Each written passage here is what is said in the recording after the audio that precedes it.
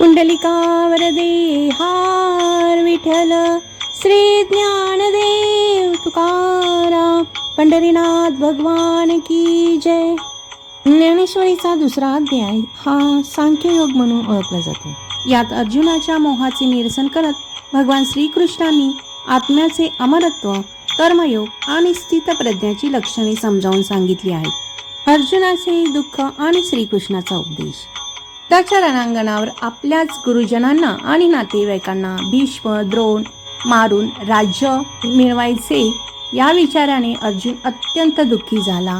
त्याचे मन मोहाने व्याकुळ झाले आणि तो युद्धापासून परावृत्त होऊ लागला. भगवान श्रीकृष्ण अर्जुनाला म्हणतात, अर्जुना, या रणांगणावर येऊन तू इथे काय वेडगळपणा मांडला आहेस? तुला कसले दुःख वाटत आहे?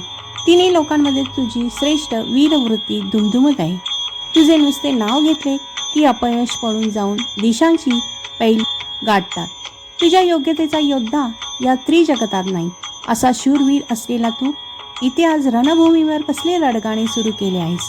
हे म्हणजे कोल्ह्याने सिंहावर हल्ला करावा, वाऱ्याने मेघाला घाबरावे, अमृताला मृत्यू यावा अथवा बेडकाने सापाला गिळावे असे विचित्र आहे.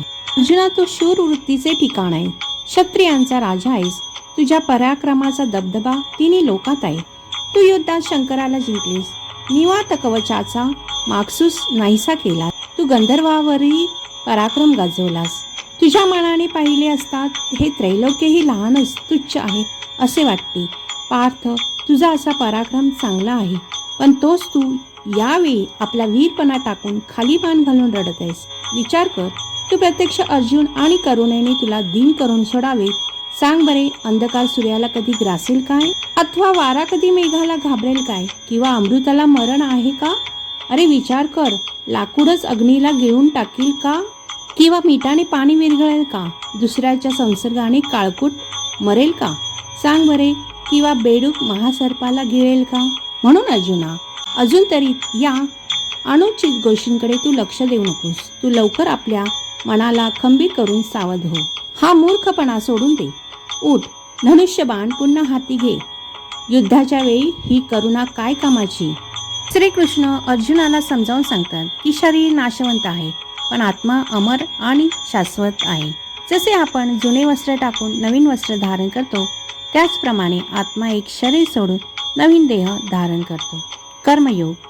फळाची अपेक्षा न करता आपले कर्तव्य पार पाडणे म्हणजेच कर्मयोग होय. अधिकार असते मा फलेषु कदाचन चा अर्थ स्पष्ट करत संत ज्ञानेश्वर सांगतात, माऊली सांगते की माणसाने केवळ कर्म करत राहावे, फळाची चिंता करू नये. स्थितप्रज्ञ. ज्याचे मन सुख दुःख लाभ हानी आणि जय पराजय यामध्ये समान आणि स्थिर राहते त्याला स्थितप्रज्ञ म्हणतात. या दुसऱ्या अध्यायामुळे अर्जुनाचा मोह नाहीसा झाला आणि त्याला लढण्याची प्रेरणा मिळाली.